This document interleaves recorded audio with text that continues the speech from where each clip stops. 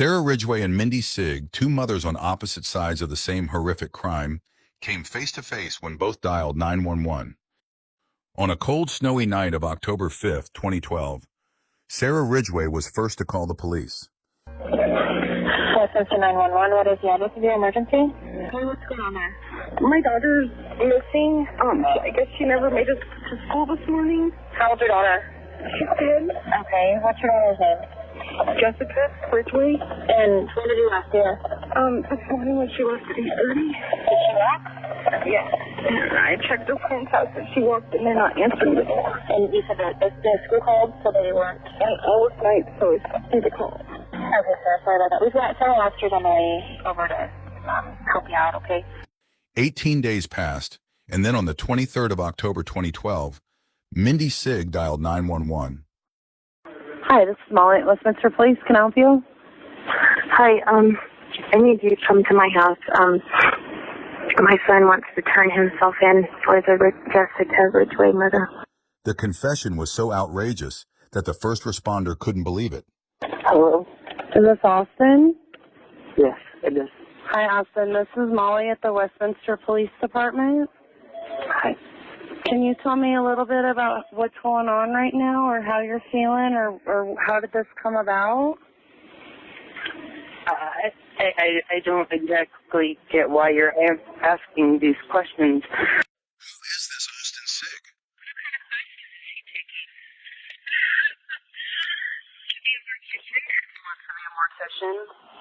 Okay. But before we dive into his crooked mind, let's rewind back to the 7th of October 2012, 2 days after 10-year-old Jessica Ridgeway went missing. On October 7th, a man was walking down the street in Superior Division in Westminster, Colorado, when lying on the sidewalk he found an abandoned school backpack containing purple glasses, boots, urine-soaked clothes, and a water bottle with the words, "Life is good." The concerned local resident noticed Jessica Ridgeway's name on the water bottle and posted it online in an attempt to return the belongings. It's been over 48 hours since Jessica Ridgeway went missing, and there was an active Amber Alert.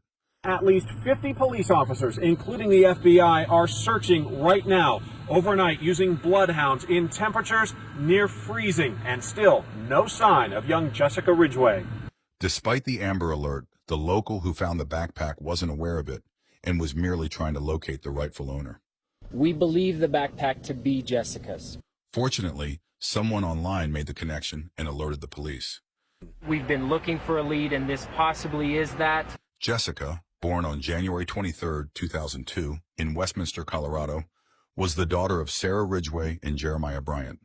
When Jessica was 10 years old, her parents were in the middle of a divorce and were entangled in a custody battle.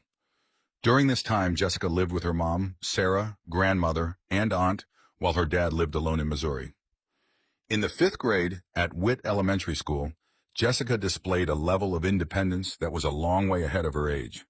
As a member of the Pee Wee cheerleading squad, she often practiced at the local Stanley High School.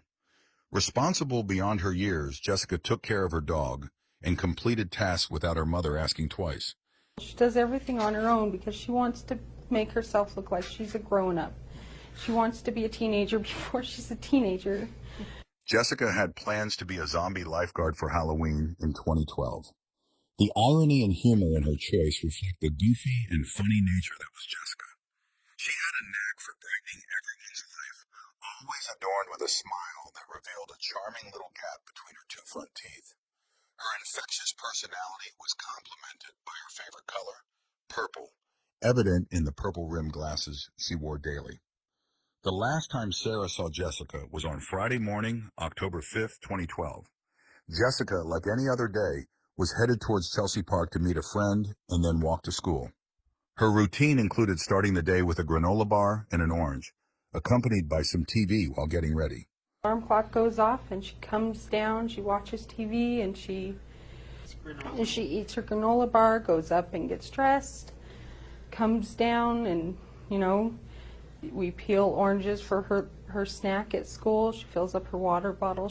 Earlier that morning, Jessica had made a call to her friend's dad, planning to meet at the park near his house and walk to school together. Her school was just 3 blocks away from her home.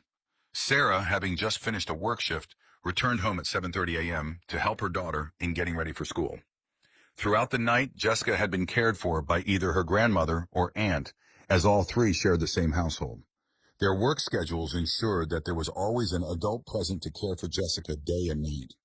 On this snowy day, Jessica left for school wearing blue jeans, a puffy black jacket with pink lining, and black boots with little fluffy plumes. She also wore her distinctive purple prescription eyeglasses. She also carried a black and pink Victoria's backpack. On that particular day, Jessica walked directly to school alone because she was running late to meet up with her friend, who, along with his dad, decided to leave without her. The friend thought Jessica's mom would drive her to school. Her friend waited until just 10 minutes before school started, then asked his dad to drive him to ensure he arrived on time. A few weeks prior, there were reports of a white van attempting to lure girls with promises of candy in Colorado, putting the community on high alert. Unfortunately, on that fateful morning, Jessica was taken when she was passing a parked gold Jeep Cherokee with a young man hiding inside, waiting to grab her. Jessica never got to school that day. Sarah, her mother, was catching up on sleep due to a late work shift the night before. Sarah awoke at 4 p.m., and that's when she realized Jessica had not returned home. By now, 10-year-old Jessica Ridgeway was missing for 8 hours. That she could be 8 hours in another direction put the police way behind in figuring out where this child might be. Sarah had put her phone on silent that day due to receiving several random calls, a departure from her usual practice. Upon checking her voicemails, she discovered that the school and the police had called around 10 a.m. to inform her that Jessica did not make it to school. We make the phone call to the number that the parent requests we call. Alarmed, Sarah immediately contacted the police to report Jessica missing, knowing that her daughter would never willingly miss a day of school. Hey, what's going on there? My daughter's missing. I guess she never made it to school this morning. How old's your daughter? She's 10. Okay, what's your daughter's name? Jessica Ridgeway. And when did you last see her? This morning when she left at 8:30. Did she walk? Yeah. I checked the friend's house and she walked and they're not answering the door. And you said that the school called, so they weren't. And I was night, so we slept through the call. Okay, sir, sorry about that. We've got 3 officers on the way over to help you out, okay? Sarah, overcome with worry, hurried to the neighbor's house, desperately asking if they had seen Jessica. From there, she rushed to the school, scanning every inch along the route and across the campus. Despite her relentless search, Jessica was nowhere to be found.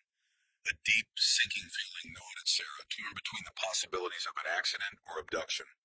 The missing posters vividly describe Jessica. Blue eyes, 4 feet 10 inches tall, blonde hair, and weighing 80 pounds. Jessica's reputation as a smart and safety-conscious girl made it unimaginable that she would willingly enter a car with a stranger. Sarah knew Jessica was either forcefully abducted by someone unknown or perhaps willingly got into a car with someone she knew well. I watch her walk out the door, and I shut the door, and that's the last time I saw her, and I want to come walking back through that door. Law enforcement began looking into the family, exploring the possibility that someone within might be involved in Jessica's kidnapping. The first suspect was her father. I try to stay positive about it, but yeah, it's hard. Jeremiah was fighting for her custody, but Jessica's father was quickly ruled out as a suspect, as he had an airtight alibi in Missouri at the time of her disappearance. On that very day, he attended a court hearing regarding the custody of Jessica, because he missed his child support payments.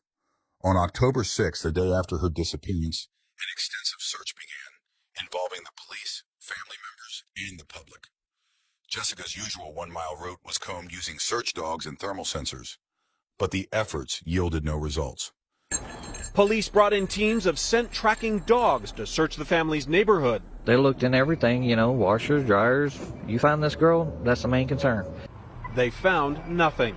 Finally, an Amber Alert was issued, featuring Jessica's photo and description. Purple ribbons were placed around the school and along her route, serving as a visual reminder to the public of her disappearance. This bold crime sent shockwaves through the small community of 13,000 residents. Parents became more vigilant, closely monitoring their children's whereabouts and scrutinizing potential suspects close to home.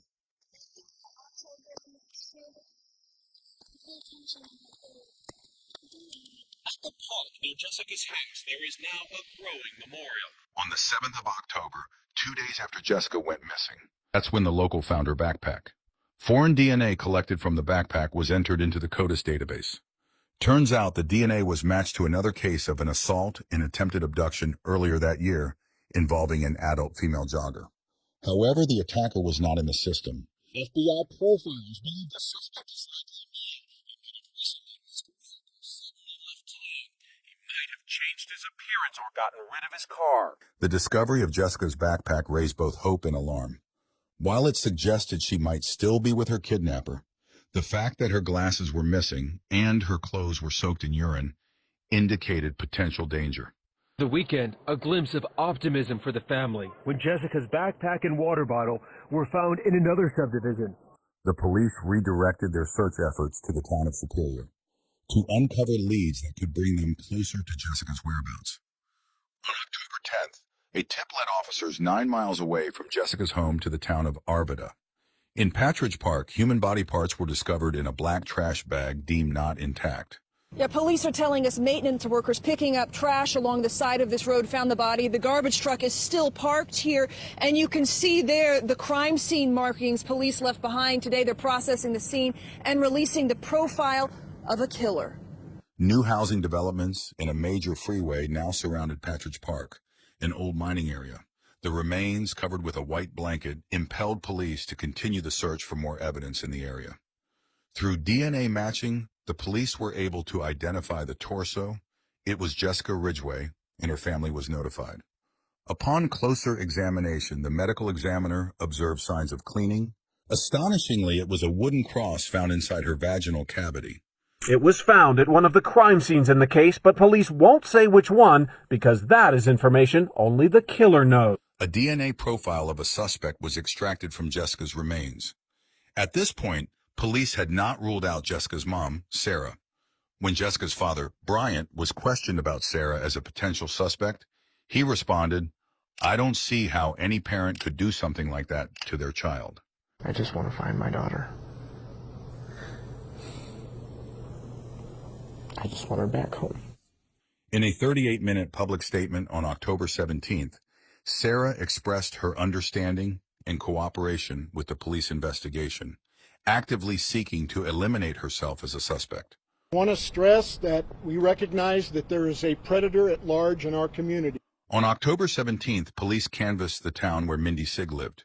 Mindy lived in the house with her 2 sons, Austin and his younger brother.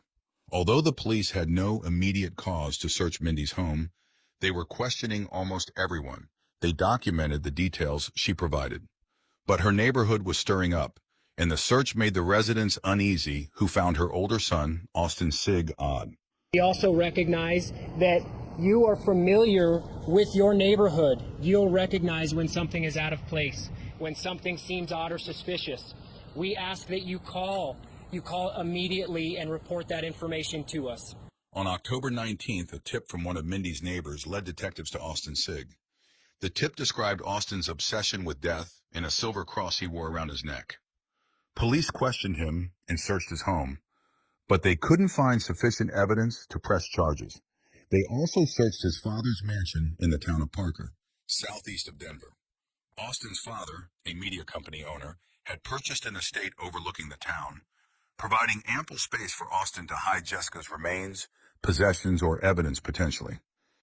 Police obtained a DNA sample from Austin through a buccal swab to compare with the samples they had from Jessica's water bottle and her remains. The growing police presence seemed to intensify the pressure on Austin Sigg, and by October 22nd, he began to unravel. Feeling sick and wobbly, he confided in his friends at Arapahoe Community College about his misery. But who was this Austin Sigg, and why was he so nervous around the police? Austin Reed Sigg had his roots in Westminster, Colorado, with his mother. Born on January 17, 1995, to Mindy and Robert, his parents parted ways when he was just a child.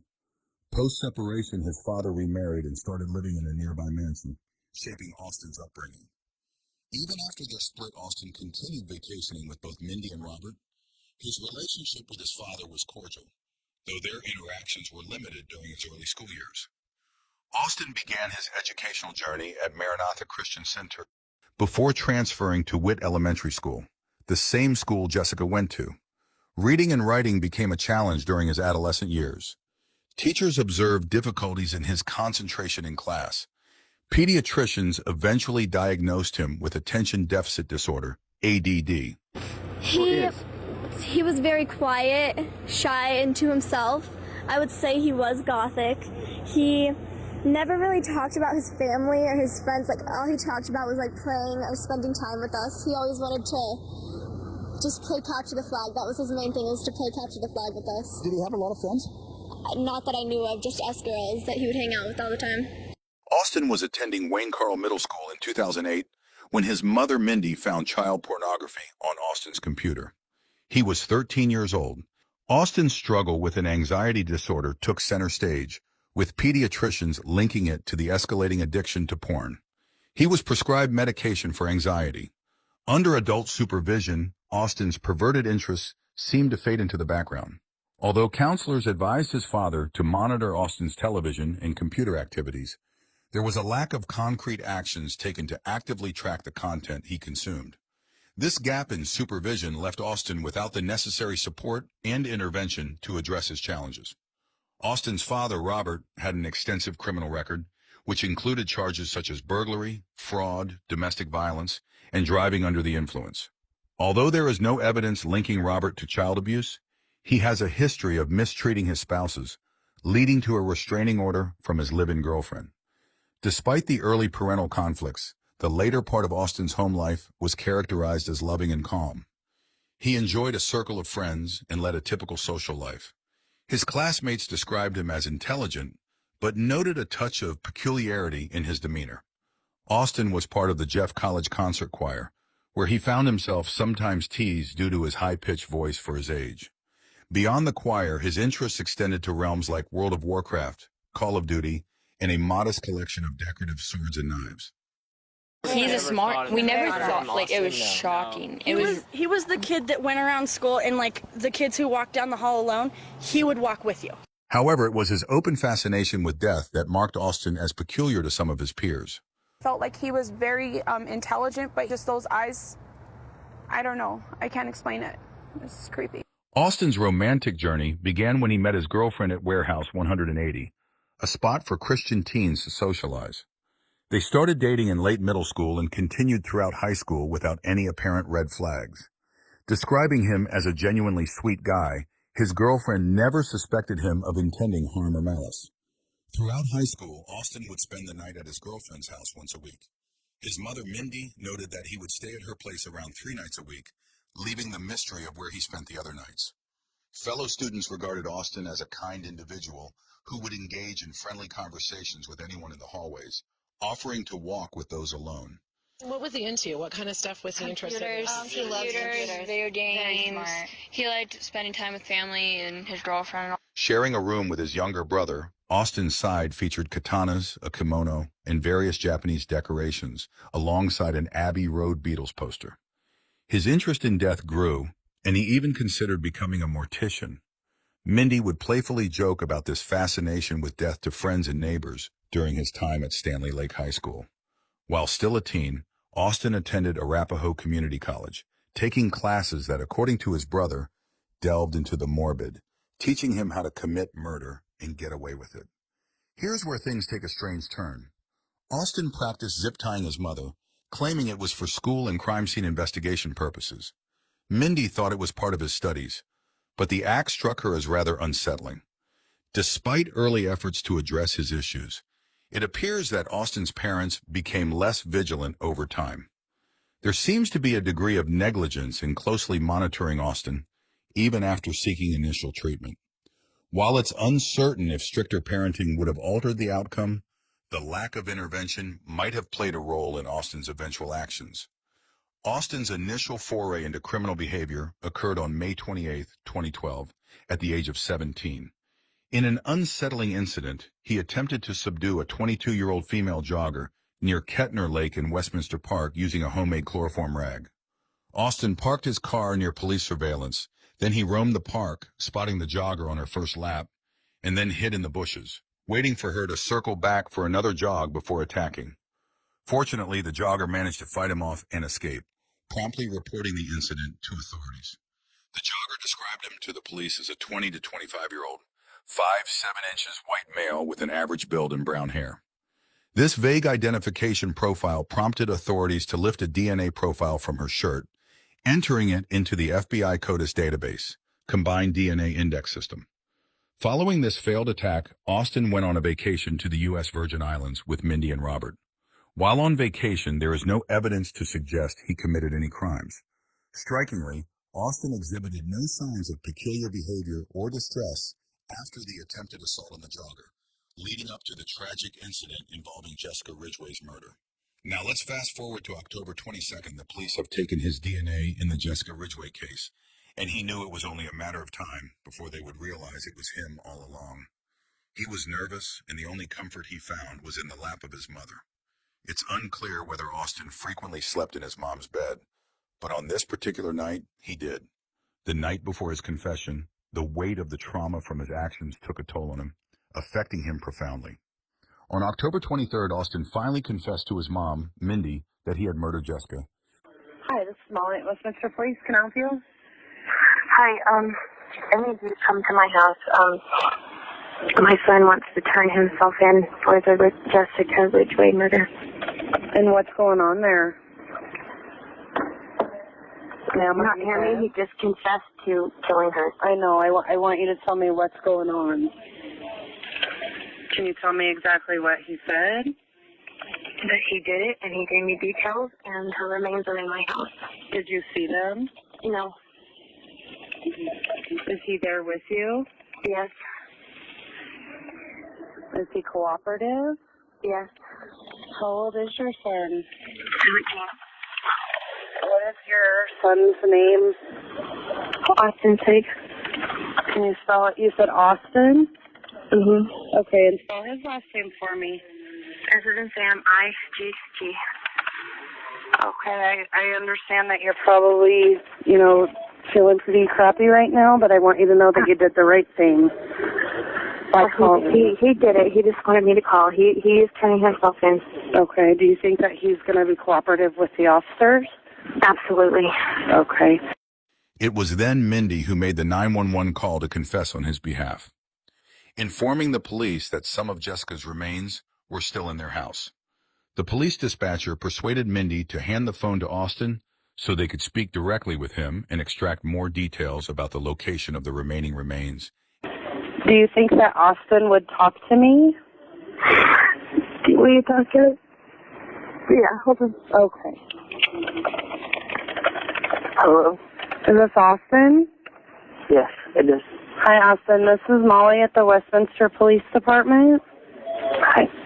Can you tell me a little bit about what's going on right now, or how you're feeling, or how did this come about?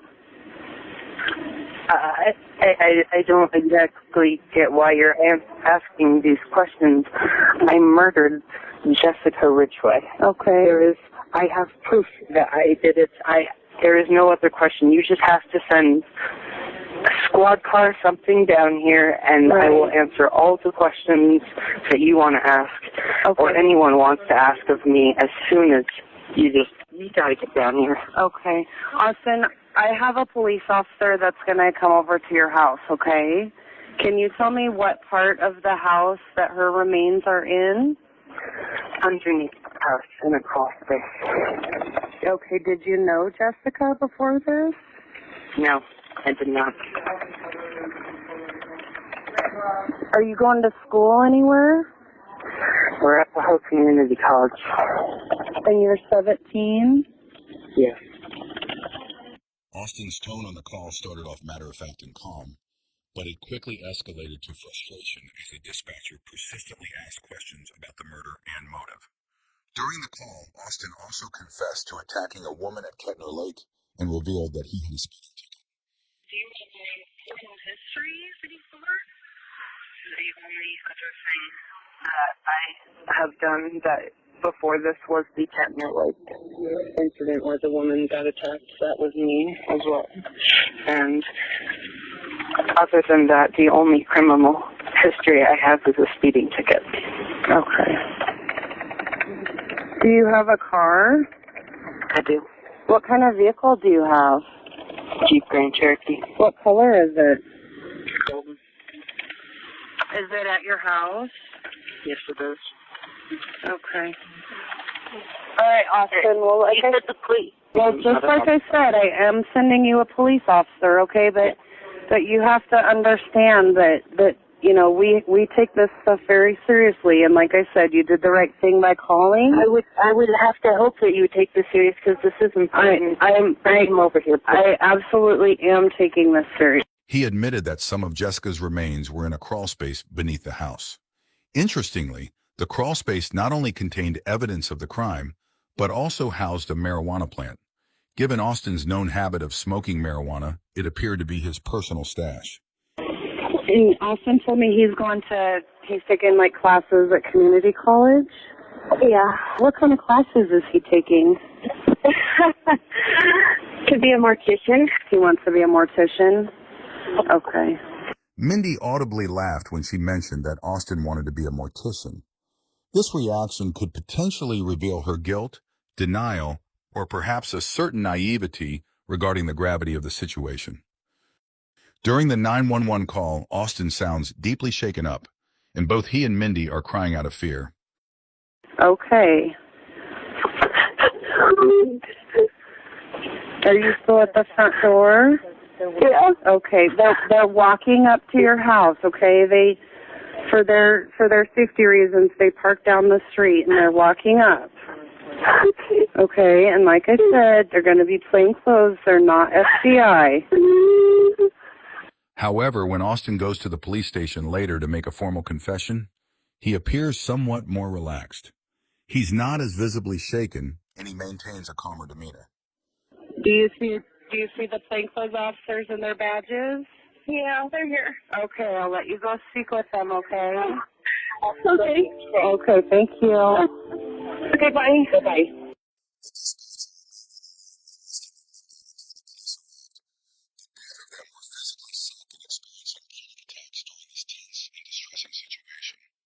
Detectives promptly read Austin his Miranda rights in the presence of Mindy, who gave her consent for Austin to make a full statement. There was no resistance or struggle from Austin, and he willingly went with the police. During his confession, Austin was casually eating and sipping soda. This behavior was later brought up in court. Interestingly, the initial DNA test on Austin's sample, which he was so nervous about, came back negative. Turns out it was a lab technician's error, and a second sample of Austin's DNA was later tested, resulting in a positive match. The fact that the first DNA didn't match meant it actually was his confession that got him. While Austin was interrogated at the police station, officers searched his house. They found black trash bags in the crawl space, similar to the bags used to wrap Jessica's torso, which was found in the park. During the interview, Austin admitted to the horrifying act of murdering Jessica. He claimed to have gone hunting that day, not knowing or having seen Jessica before. On that fateful day, Jessica, being late to school, was possibly one of the very few kids, if not the only one, still walking to school, making her a vulnerable target. Go ahead and tell me what happened after you grabbed her. She screamed and I told her to be quiet, and I used zip ties to zip tie her hands and legs together, and I hopped in from my car.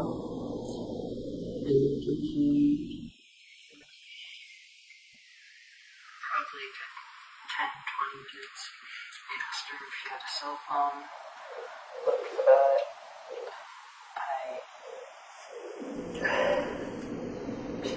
She kept asking me questions, and I would answer them, and I would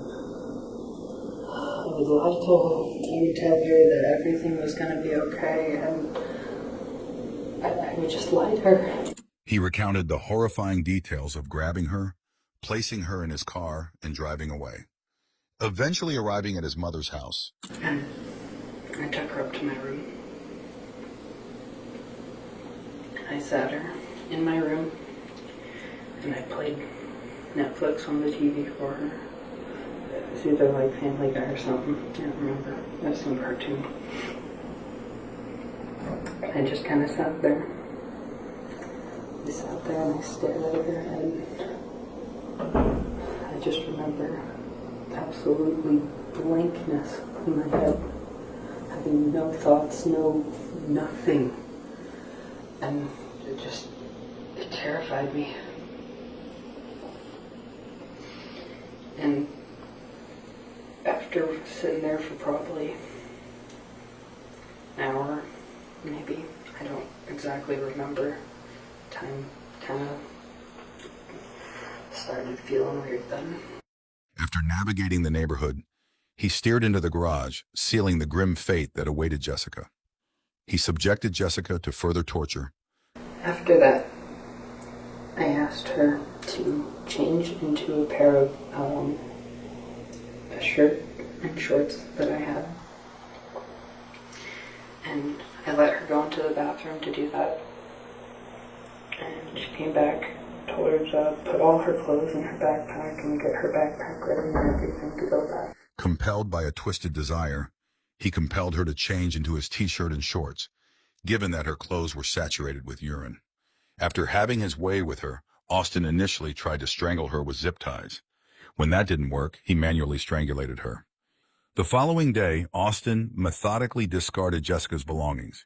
He casually threw her backpack in plain view in Superior to mislead the authorities. Subsequently, he disposed of her jacket in a trash can to further confuse the cadaver search police dogs in his vicinity. However, Austin's depraved fantasies were far from full. Austin confessed to placing a small hand-carved wooden cross pendant on Jessica's body. However, during the subsequent autopsy, the cross was discovered inside her. We believe that it was left behind or dropped by somebody that was involved and knows information that we're looking for. Left intentionally, perhaps? It potentially was left intentionally. Astonishingly, Austin admitted to etching 3 designs onto the wooden cross before inserting it into her body. The cross has 3 distinct marks on one side, and on the other what appears to be the letter S. The cross was not an expression of remorse, but a grotesque attempt to mislead investigators by portraying the perpetrator as a religious zealot. The wooden cross discovered in her vaginal cavity bore testament to the depths of Austin's perversion. His decision to place a holy symbol in a place where he sexually degraded her highlighted his utter lack of respect for Jessica, both in life and death. The charges against Austin were comprehensive, encompassing all the crimes perpetrated against Jessica and the female jogger he had previously attacked. Despite initially being sent to a juvenile facility due to his age, he was later charged as an adult and transferred to an adult prison in Jefferson County. For the first 52 days in jail, he was placed in a SHU completely isolated from the general population. Austin surprisingly pled not guilty to the 15 charges read against him in court. Despite this initial plea, Austin later changed his stance to guilty in October 2013, just before his trial commenced. It was to spare both his family and Jessica's family from the gruesome details of the crime. During the trial, Chief Judge Stephen Muser of the Jefferson County District Court read a letter that echoed Austin's sentiments during the interrogation. Quoting Austin directly, the judge stated, "I don't know about society because I've never really been that great with it. But I know that personally, I am a monster. There's no better word to describe what I've done than evil." Throughout the proceedings, Austin maintained an emotionless demeanor, fixating on the ground with a vacant stare. However, a glimpse of humanity surfaced during the victim impact statement when he began to cry. Whether these tears were genuine remorse for Jessica or a reaction to his own predicament remains uncertain. I hope that he reflects on the heinous acts he committed every day in his cold and isolated cell. Since it's unconstitutional to impose capital punishment on individuals under the age of 18, this Supreme Court ruling spared Austin from facing the death penalty.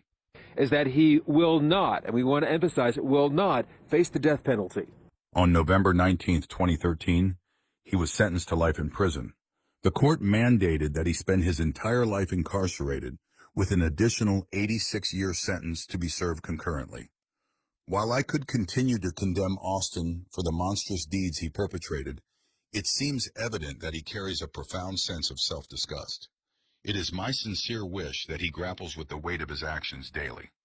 Jessica's mother, Sarah, opted not to provide Austin with the satisfaction of acknowledging the extent of the damage he inflicted on Jessica's family. I don't think that the defendant has the right to hear how he affected me, my family, or who Jessica was. Once we walk out of this courtroom, we'll not remember his name. Instead, she conveyed that after leaving the courtroom, she would deliberately forget his name and concentrate on preserving Jessica's legacy.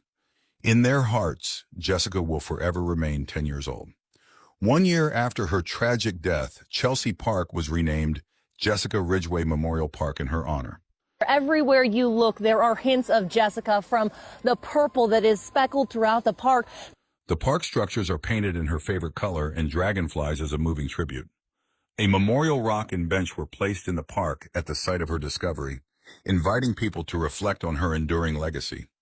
In 2014, Austin was transferred to a prison outside of Colorado for his safety, and the specific location was not disclosed to the public. One might hope that his confinement mirrors the conditions he imposed on his victim. Do let us know your thoughts in the comments down below.